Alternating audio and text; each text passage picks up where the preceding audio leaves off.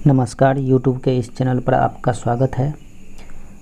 CET BEd entrance test में participate होने वाले क्वालिफाइड सभी स्टूडेंट्स को मेरी तरफ से बधाई, क्योंकि हम लोग आज जो बात करने जा रहे हैं वो एक नया अपडेट्स है। आप लोग अपना अपना मार्क्स देख लिए हैं। यदि आप अपना रिजल्ट नहीं भी देख पाए हैं तो इस चैनल को सब्सक्राइब कर लीजिए और अपने दोस्तों के साथ शेयर कर लीजिए। और इस चैनल को देख करके इस चैनल के वीडियो को देख करके कम से कम आप अपना रिजल्ट देखिए। और रिजल्ट देखने के बाद मैं आपको एक पुनः दूसरा नया अपडेट बताने जा रहा हूँ, एक रिसेंट न्यूज़ बताने जा रहा हूँ। उसे आप लोग ध्यान से सुनेंगे और देखेंगे, क्योंकि आपके हित की बात मैं कर रहा हूँ। और मैं आपको ऐसा इसीलिए बता रहा हूँ क्योंकि मैं 2017 का पास्ट आउट स्टूडेंट्स हूँ और मेरे पास कहीं ना कहीं आपसे अधिक एक्सपीरियंस है। इसीलिए मैं अपने एक्सपीरियंस को आपके साथ शेयर करना चाहता हूं।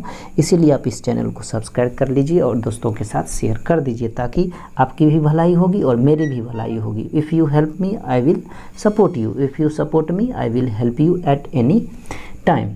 तो दोस्तों, हम लोग देखते हैं कि एक नया नोटिस है, एक रिसेंट नोटिस आया है जो मैं आपको लोगों के साथ शेयर करने जा रहा हूँ।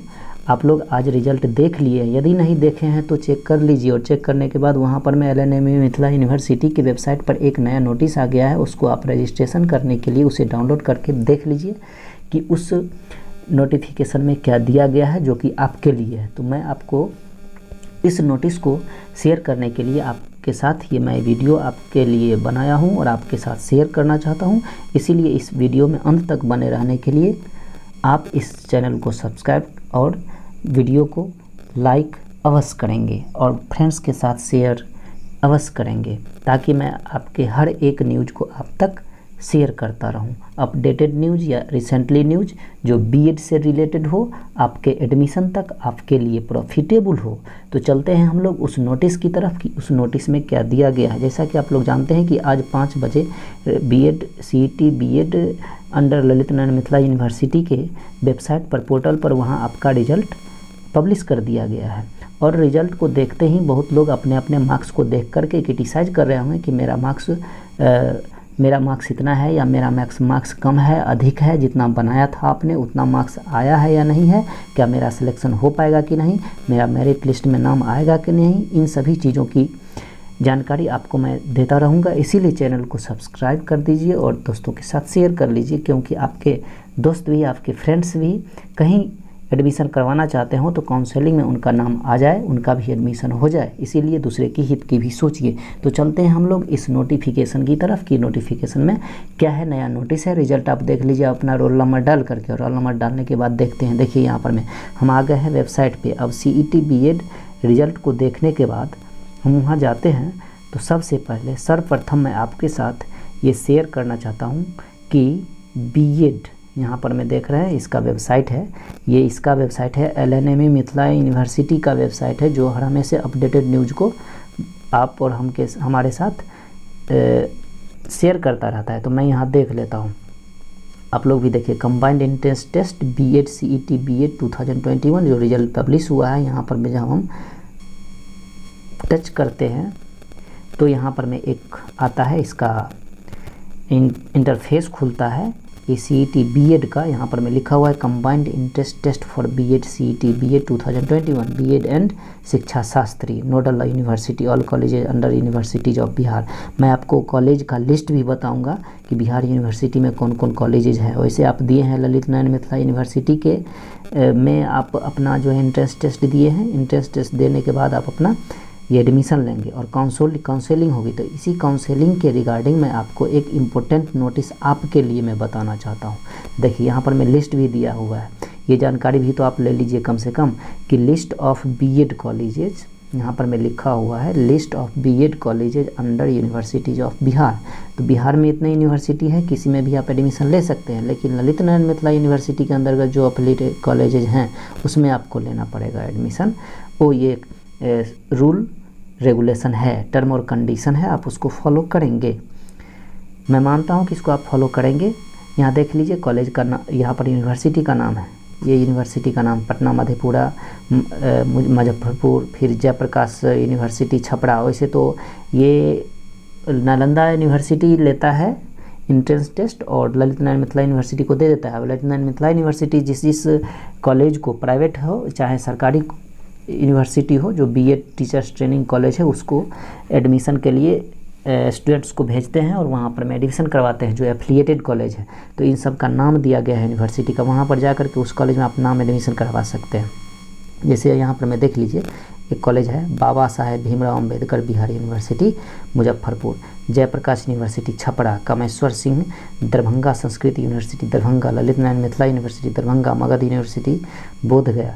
इन सभी कॉलेजेज में, एफिलिएटेड कॉलेज में आपका एडमिशन हो सकता है। मुंगेर यूनिवर्सिटी मुंगेर है, फिर पटना यूनिवर्सिटी पटना है, पाटलिपुत्रा यूनिवर्सिटी पटना है, पूर्णिया यूनिवर्सिटी है। इन सभी कॉलेजों में आप एडमिशन करा सकते हैं। जब इन सभी नोटिफिकेशन को आपने देख लिया, या नहीं तो इसका स्क्रीनशॉट ले लीजिए, नहीं तो आप जाइएगा ललित नारायण मिथिला यूनिवर्सिटी के वेबसाइट पर, तो इसी तरह से आपको देखने को मिल जाएगा, वहाँ से भी आप चेक कर सकते हैं। चलिए आते हैं नोटिफिकेशन शेड्यूल। यहाँ पर मैं, यहाँ है नोटिफिकेशन शेड्यूल और यहाँ है notification regarding result and counselling. यहाँ पर मैं देख लीजिए, इसी चीज़ को मैं बताने जा रहा हूँ। 24/8/2021 को आपके रिजल्ट के पब्लिश होने के ठीक 1 घंटे बाद ये काउंसलिंग के रिगार्डिंग ये नोटिफिकेशन आपको दिया गया है कि सभी स्टूडेंट्स समय यानी टाइम टू टाइम अपना काउंसलिंग करवा लेंगे और बताए हुए कॉलेज में, जो कॉलेज चूज करेंगे उसमें आप एडमिशन ले सकते हैं। तो यहाँ पर हम देखते हैं कि रिजल्ट ऑफ एंट्रेंस टेस्ट, यहाँ पर मैं रिजल्ट मिल जाएगा आपको। यहाँ आएंगे तो कैसे रिजल्ट सर्च करना है ये तो आप लोग जान चुके हैं कि रिजल्ट ऑफ एंट्रेंस टेस्ट, यहाँ पर यदि हम प्रेस करते हैं तो रिजल्ट का आ जाता है। एक बार देख भी लेते हैं इसको, हम प्रेस कर दिए। अब यहाँ पर मैं रोल नंबर डाल देंगे। अब अपना इसमें रोल नंबर डालिए, इसमें डेट ऑफ बर्थ डाल दीजिए। जब ही इसको फिलअप कीजिएगा और यहाँ पर मैं आने के बाद फिलअप करने के बाद सर्च कीजिएगा तो वहाँ पर मैं क्या, ये एरर बता रहा है क्योंकि मैंने तो डाला ही नहीं। अब इसको डालने के बाद हम बैक जाते हैं। बैक मैं इसीलिए जाऊंगा कि जो मैं बताने जा रहा हूँ उस चीज़ को आपको देखना है। तो हम लोग देख रहे थे ये कि बीएड सीईटी बीएड का एक नया नोटिफिकेशन जो आपके रिजल्ट के ठीक बाद वो पब्लिश किया है, उसमें क्या बातें दी गई है। तो यहाँ पर मैं देख लीजिए, इसको आप प्रेस किए, जब ही ये कीजिएगा तो यहाँ पर मैं रिजल्ट नोटिफिकेशन यहाँ दे रखा है, result notification PDF again download, चूँकि मैं इसको डाउनलोड कर चुका हूँ तो इसीलिए कहता है PDF डाउनलोड अगेन। तो मैं इसको एक बार और डाउनलोड कर लेता हूँ, आप लोग इसको देखेंगे। देखिए मैंने कर लिया। अब यहाँ पर मैं एक डाउनलोड होगा नोटिफिकेशन, उस नोटिफिकेशन में देखिए आप क्या लिखा हुआ है।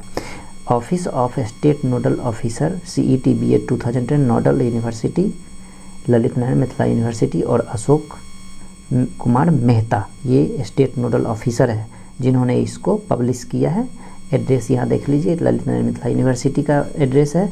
इसमें है क्या सूचना दी गई, ये इम्पोर्टेंट बातें हैं, इसी की चर्चा हम लोग कर रहे हैं। ये किसके, काउंसलिंग के रिगार्डिंग ये नोटिस दी गई है जो स्टूडेंट्स के हित में है, आपके लिए प्रॉफिटेबल है। इसीलिए इस वीडियो को बनाना पड़ा है ताकि आपके पास ये इन्फॉर्मेशन जा सके, ये नोटिस आपके साथ पास जा सके और इसको पढ़ करके आप अपना इससे लाभान्वित हो सकते हैं। तो देखिए यहाँ पर मैं दिनांक 13/8/2021 को आयोजित CET BEd 2021 का परीक्षा परिणाम घोषित जो हो चुका है, सभी उत्तीर्ण अभ्यर्थियों को बधाई, ये यूनिवर्सिटी का नोडल ऑफिसर बताया है। काउंसलिंग एवं नामांकन की प्रक्रिया में शामिल होने के लिए देख लीजिए क्या है काउंसलिंग। जो काउंसलिंग होगी, ये काउंसलिंग कितने फेज में होगी ये मैं आगे बताऊंगा, इसलिए इस वीडियो में आप अंत तक बने हुए रहिए। यही महत्वपूर्ण बातें हैं जिसको आपके साथ मैं शेयर करने जा रहा हूं, क्योंकि मेरा टाइम वेस्ट हो रहा है और आप इसको देख करके आपके लिए प्रॉफिटेबल है, इसीलिए मैं बना रहा हूँ, इससे कोई फ़ायदा नहीं होने वाला है। नामांकन की प्रक्रिया में शामिल होने के लिए सभी उत्तीर्ण अभ्यर्थियों को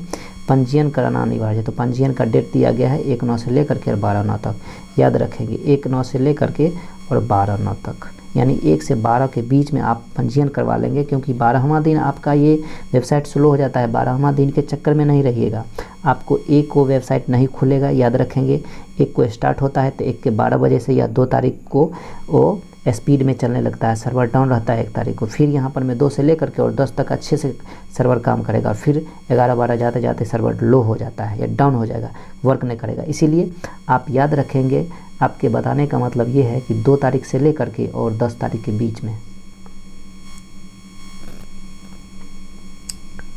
सॉरी 2 तारीख से लेकर के और 10 तक के बीच में आप अपना रजिस्ट्रेशन करवा लेंगे। रजिस्ट्रेशन जो ही करवाएंगे तो रजिस्ट्रेशन का फ़ायदा क्या होगा उसको मैं आपको साथ शेयर करना चाहता हूँ। तो 1/9 से लेकर के 12/9 तक आप रजिस्ट्रेशन तक कहने का मतलब ये है कि 2 से लेकर के और 10 के बीच में आप अपना रजिस्ट्रेशन करवाइए। मैं जो डेट बताता हूँ, क्योंकि लास्ट में भी स्लो हो जाएगा और शुरू में भी स्लो रहता है, तो लास्ट में आप जाइएगा तो आपका सर्वर ही नहीं काम करेगा, तो आप एडमिशन लेने से, काउंसलिंग करवाने से वंचित रह जाइएगा। फिर 1 साल आपका व्यर्थ चला जाएगा, वेट करना पड़ जाएगा। चलिए तो हम लोग आते हैं इसमें, देखते हैं कि इसके फ़ायदे क्या सब चीज़। इसके फ़ायदे ये होंगे, इसको स्क्रीनशॉट ले लीजिए आप लोग। यदि डाउनलोड नहीं कर पा रहे हैं तो इसको स्क्रीनशॉट ले लीजिए, आपके साथ है, स्क्रीनशॉट ले लीजिए और फिर आप अपने साथ रख लीजिए, चूँकि डेट आपको याद रहेगा 1/9 से लेकर के 12/9 तक। तो मैं आपको ये ऐसा इसीलिए बताना चाह रहा हूँ कि आपको काउंसलिंग में प्रॉब्लम क्रिएट हो सकता है। तो वहाँ पर मैं आप जब काउंसलिंग के लिए जाएंगे तो उससे पहले रजिस्ट्रेशन आपको करवाना पड़ेगा। वो रजिस्ट्रेशन आपको इसीलिए करवाना पड़ेगा कि रजिस्ट्रेशन आपको 2-4 बातों का ख्याल रखना है।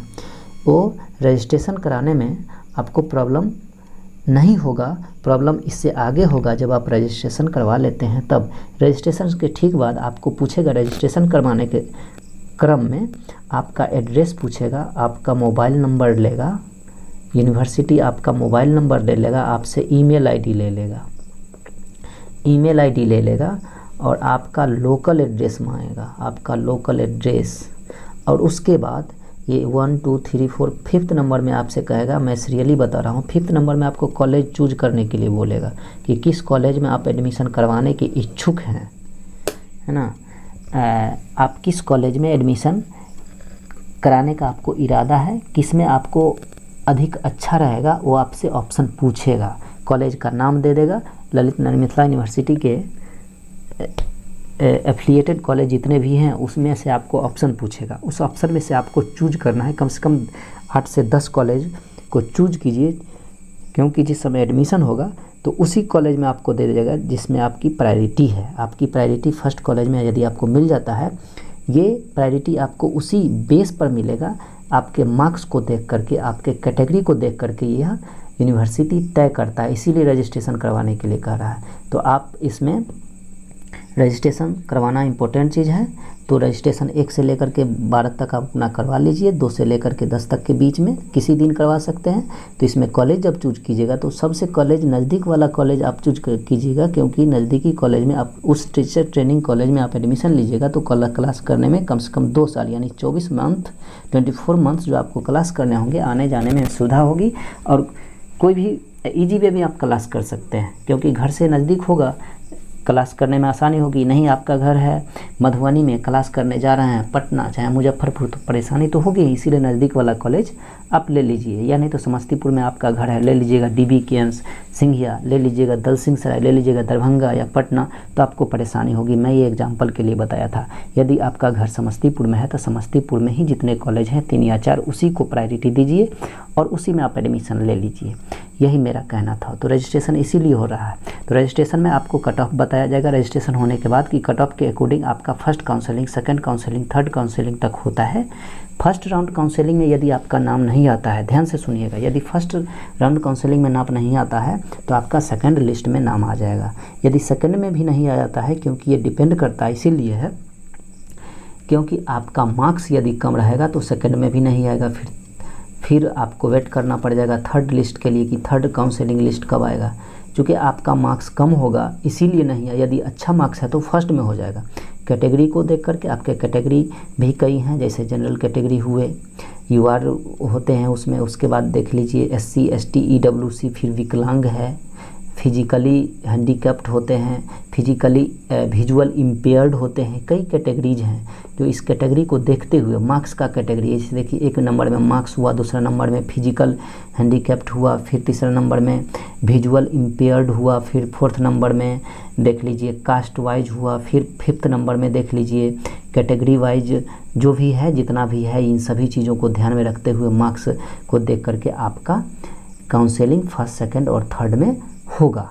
तो इस चीज़ को ध्यान रखेंगे, याद ध्यान रहे कि फर्स्ट, सेकंड और थर्ड काउंसलिंग में जो आपका नाम आएगा उसमें आप ध्यान रहे कि आपका काउंसलिंग में प्रेजेंटेशन होना आपके लिए कंपलसरी है। यदि आप प्रेजेंट नहीं हो पाते हैं तो आपका कैंडिडेचर रद्द कर दिया जाएगा, उसको आपके एडमिशन लेने में दिक्कतें होगी और फिर आप बाद में एडमिशन नहीं करवा सकते हैं। फिर आपके साथ साथ जो है फ़ी की बात होगी। जब आपका काउंसलिंग हो जाता है, काउंसलिंग के बाद आप फीस होगा, आप यूनिवर्सिटी को 75,000 जो आप लेता है, 75,000 2 ईयर्स का होता है। ये पहले 1 ईयर का था, हम लोगों से पहले भी 1 ईयर का था, अब ये 2 साल का है। अब नया शिक्षण नई पॉलिसी एजुकेशन जो आया है, इसमें 2 साल 4 साल और 1 साल 2 साल और 4 साल का होने वाला है। तो अभी आप लोग 2 साल में आ गए हैं तो इसको करवा लीजिए 2 साल में।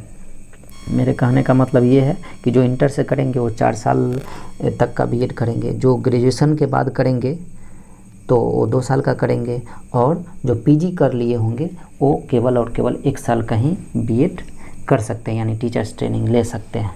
तो उन सभी स्टूडेंट्स के लिए जो काउंसलिंग मैं बता रहा था कि काउंसलिंग जो कर लिए हैं, काउंसलिंग के ठीक बाद फीस का डिमांड होता है, तो फीस आप या तो डीडी बना करके दीजिए या चेक के माध्यम से दे दीजिए। यूनिवर्सिटी आपको ये बता देता है और इन्फॉर्म कर देता है कि इस माध्यम से आप अपना फीस पे कर सकते हैं। फिर फर्स्ट सेकंड और थर्ड राउंड में आपका नाम नहीं आता है तो एक देता है ऑप्शन ऑन स्पॉट में। ऑन स्पॉट एडमिशन का डेट निकलता है, उसमें जाकर के किसी भी कॉलेज में जहाँ सीट खाली होता है वहाँ पर में जाकर के आप एडमिशन ले सकते हैं।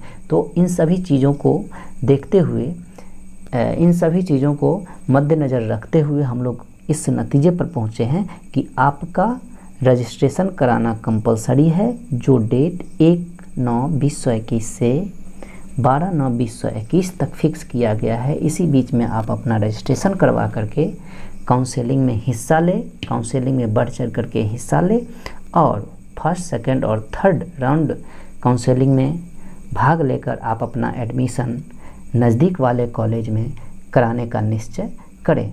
इसी के साथ मैं अपनी बातों को ख़त्म कर रहा हूँ, और इस वीडियो को देखने के बाद कैसा लगा आप मुझे कमेंट करके बताएंगे। जो कोई भी प्रॉब्लम होगा आप मुझे कमेंट करके बताएंगे, जो जहाँ तक परेशानी होगी मैं आपके प्रॉब्लम को सॉल्यूशन करने का कोशिश करूँगा। और इस वीडियो को लाइक कीजिए, फिर सब्सक्राइब करके अपने फ्रेंड्स के साथ शेयर कर लीजिए। धन्यवाद। फिर मिलते हैं हम लोग अगले वीडियो में।